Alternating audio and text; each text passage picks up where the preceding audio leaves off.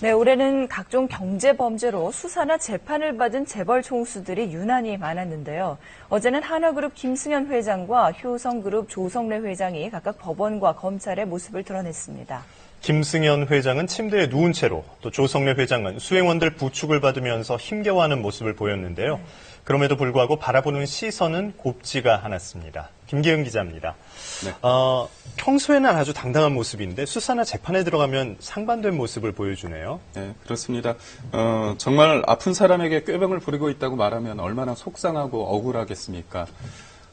재벌 총수들에게 제가 진짜 아픈 건 맞느냐 이런 질문을 하려는 건 아닙니다. 다만 그 여부를 떠나서 왜 이런 일이 있을 때마다 약속이나 한 듯 비슷한 모습을 대놓고 보여주는 건지 그게 궁금한 건데요. 취재를 하면서 만난 많은 이들이 궁금증을 넘어 의혹과 불신을 보이기도 했습니다.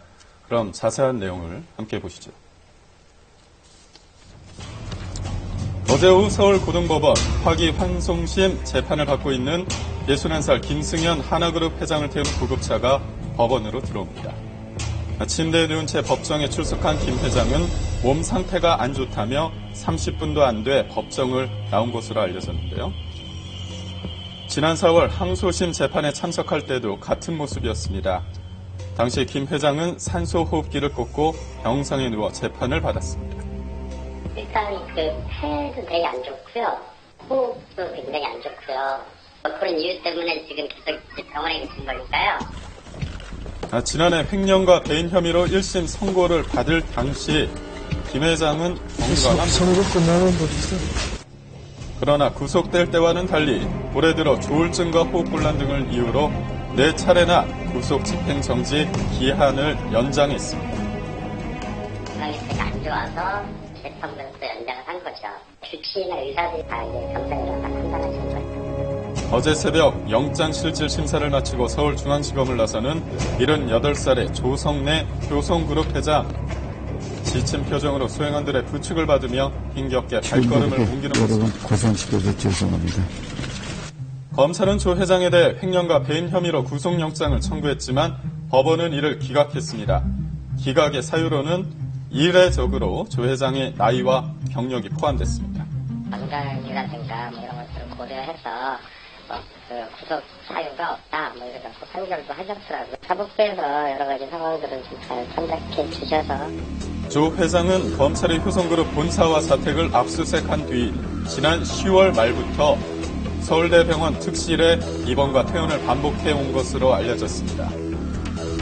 서울대병원 특실은 재계 거물들이 자주 찾아 회장님 병실이라는 수식어가 붙은 곳이기도 한데요.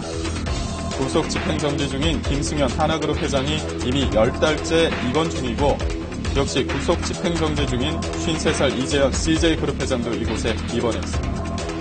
이 회장은 지난 17일 첫 재판을 받았습니다. 모자와 마스크로 얼굴을 가리고 한 손엔 지팡이, 한쪽 팔은 수행원에 의지한 채 법원에 들어섰습니다. 900억대 비자금 조성 혐의를 받고 계신데 그 액수를 다 인정하십니까? 지난 7월에 구속된 이 회장은 한 달 뒤 신장 이식 수술을 받았고 내년 2월까지 구속 집행이 정지돼 있습니다. 오전 재판만을 마치고 휠체어를 타고 법정을 떠나는 모습. 지난 2월 당당하게 검찰 청사로 걸어 들어오던 모습과는 대조적입니다. 수술은 잘 끝났는데 바이러스 감염 때문에 재입원을 하신 상태고요. 그런 이유로 이제 아마 좀 힘들 거라는 판단이 그렇게 된 것 같아요. 약속이라 한 듯 병색이 짙은 모습으로 나타나는 재벌 총수들. 사실 이런 모습들은 우리에게 그리 낯설지 않은데요. 그래서 한국의 재벌 총수들은 체어맨이 아니라 휠체어맨이라는 자주 섞인 말까지 나오고 있습니다. 그렇다면 이른바 휠체어맨의 원조는 누굴까요? 시간이 꽤 흘렀지만 원조는 단연 정태수 전 한보그룹 회장입니다. 지난 1997년 비리 사건으로 구속되자 휠체어에 몸을 의지한 채 법정에 등장했습니다. 징역 15년이 확정돼 수감됐지만 2002년 대장암 진단을 받고 형 집행정지로 풀려났습니다. 이후 해외로 도피해 잠적했습니다. 지난 2006년 안기부 엑스파일 사건 당시 외국에 나가 있다 귀국한 이건희 삼성전자 회장도 휠체어를 탄 모습이었고 비자금 소송 혐의로 구속 수감된 정몽군 현대기아차 회장 역시 휠체어를 타고 법정에 나타났습니다. 대우 사태 이후 6년 가까이 해외를 떠돌던 김우중 전 회장은 침대까지 동원했는데요. 다식으로 생각해요. 아픈 척 하는 거, 실제 타고 다니고. 실정법을 위반을 해서 책임지려고 하지 않는, 책임을 회피하려고 하는 그 모습 때문에 좀 비겁하다는 생각이 듭니다. 영국의 파이낸셜 타임즈는 지난 2007년 한국의 재벌들은 곤란한 상황에 처하면 휠체어를 탄다고 꼬집기도 했습니다. 휠체어 출두에서 한층 진화한 침대 출두를 본격적으로 선보인 건 지난 2011년 비자금 조성 혐의로 검찰에 출두한 이선의 당시 태광그룹 상무였습니다. 비자금 조성 혐의 인정하십니까? 이렇게 아픈 모습으로 나타나는 데는 다 그럴 만한 이유가 있어 보입니다. 가격대달라 이런 요구로 보여질 수도 있습니다. 구속의 경우에는 구속 집행 정지를 노릴 수가 있고 형이 확정됐을 경우에는 형 집행 정지를 노려볼 수가 있습니다. 이 점을 노리고 의도적으로 꾀병까지 부린 사례들도 있습니다. 여대생 청부 살해 혐의로 무기징역을 받은 뒤 허위 진단서로 형 집행 정지를 받아 4년여간 병원 특실에서 호화 생활을 해온 재벌 회장 부인 윤모 씨 사건. 이른바 법정의 기적을 보여준 김아주 영훈학원 이사장은 국제중학교 입시 비리 혐의로 영장실질 심사를 받으러 나올 때는 중환자의 모습을 연출했다. 결국 구속이 결정되자 언제 그랬냐는 듯 검찰 청사를 걸어서 나왔습니다. 이 일들로 인해 시민들의 시선은 더 곱지 않습니다.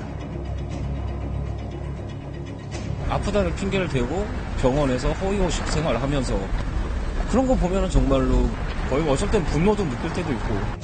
그동안 회장들이 아프다는 이유로 특별 대우를 요구하고 이를 사법당국이 받아들이는 모양새가 반복돼 왔다는 지적도. 국민들 입장에서는 이것이 이제 유전무죄, 무전유죄의 심각한 하나의 현상으로 이미 비춰지고 있다는 것입니다. 이것은 사법부에 대한 심각한 불신을 초래할 수 있습니다. 진짜 아픈 사람이 오해를 받지 않도록, 그리고 아프다는 게 더 이상 일부 특권층의 특혜로 작용하지 않도록 더 엄격한 법 적용이 필요해 보입니다.